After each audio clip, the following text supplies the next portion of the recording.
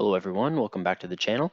It's July 2018 and we had a pretty eventful month this month. Lots of changes, lots of closing of accounts. I don't think opening any new accounts, but um, jumping into our income though, $6,427, just like last month. Basically all the numbers are exactly the same. So we'll go ahead and populate these real quick. So took home $3,516. I was able to work 3 of the 4 weekends. One of the weekends they just didn't have any work, so obviously they're not just going to let me come in and sit there for free. Um, so yeah, we'll see. It's looking like in August as well. There's going to be a couple weekends that I'm not going to be able to work. So the goal is to break 6,000 for sure in August. But without working 2 weekends, it's going to be pretty close.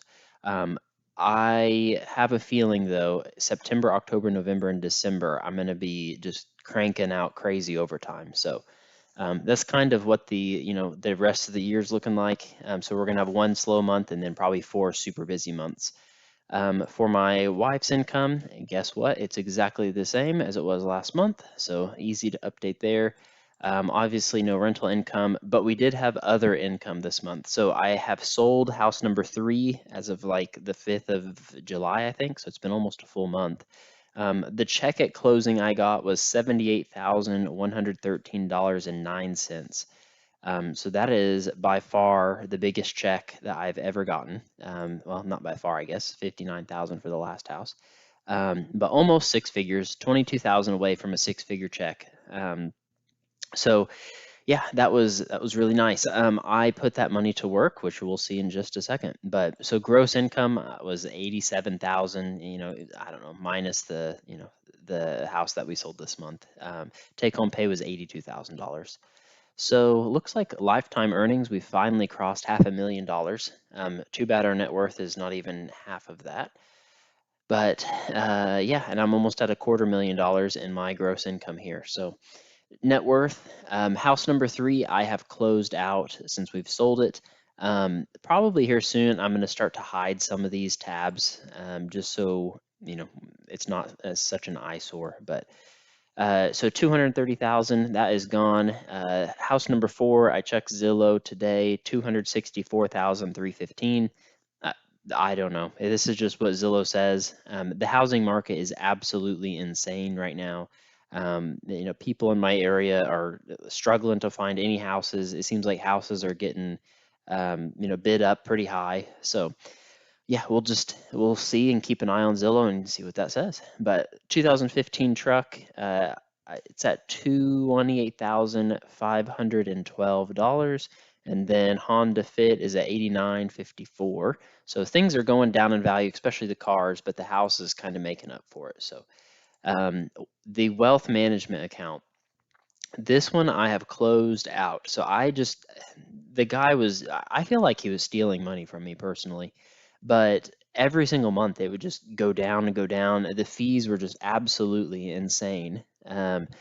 So it's at 10,578. So I just took a $5,000 hit, and it had went down $400 again, but I just took a $5,000 hit, pulled the money out of there, and then I'll roll it into a Roth IRA, I believe. But I'll probably wait a few months to do that and just let it hang tight for a second. But Fundrise, $1,032 in Fundrise, so we got another dividend, which it looks like it was a little bit bigger. Instead of $7, it was $11.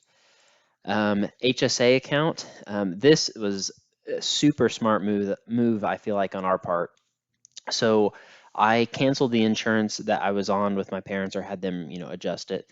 I jumped on my wife's insurance, which her company gives $1,300 per person, or sorry, per married couple. So $2,600 a year is what they contribute to her HSA. So when I jumped on her HSA, or I'm on her insurance because it was a lot cheaper when we looked at it, but it's all the same in the end.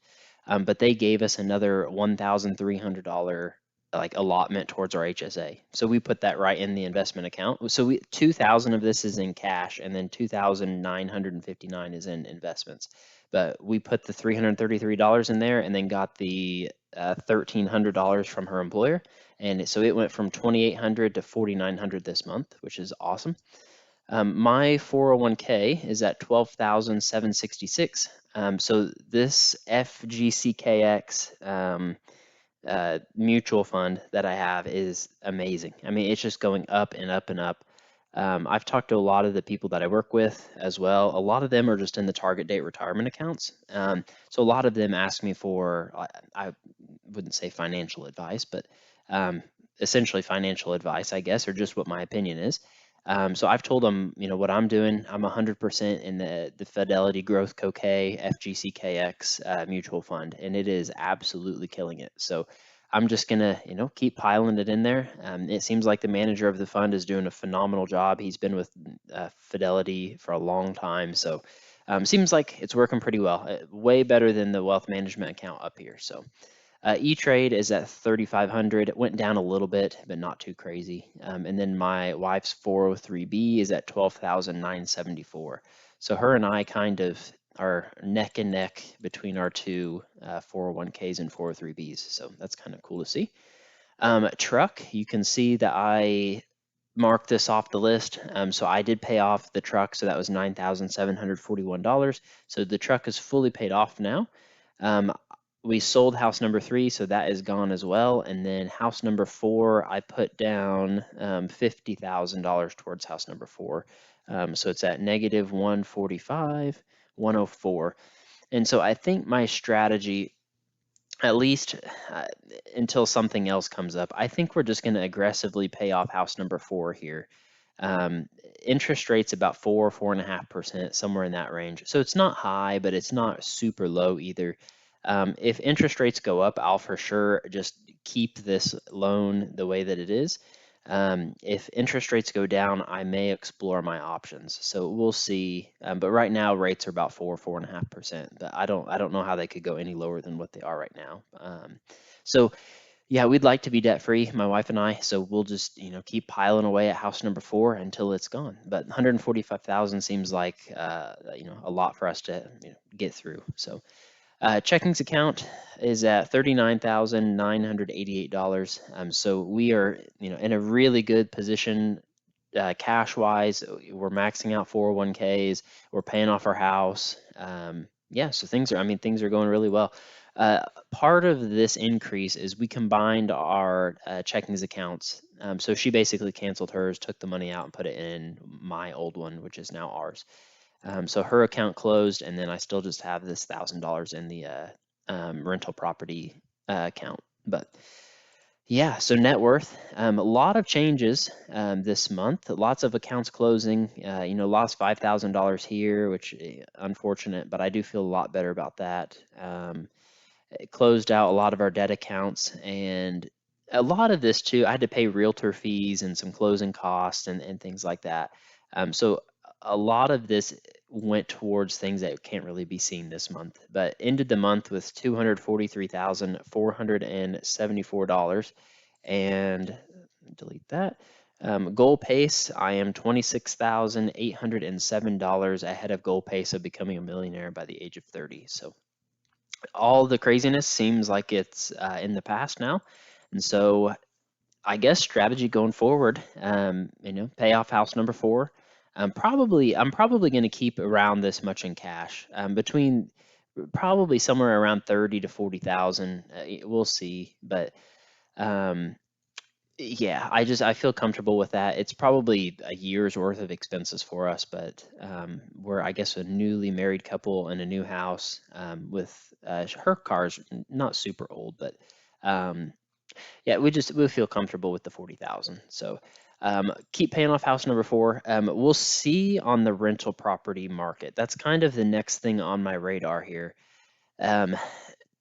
Working third shift, it may be a little tough to purchase rental properties and remodel them and everything. But I'll kind of keep my eye out if another rental property comes up. I'm going to look specifically in the area where house number 4 is. My new criteria, I think, I don't really want to drive like an hour south, like house number 1. It may have been 45 minutes, but 45 minutes to an hour just to get to the property and another hour back.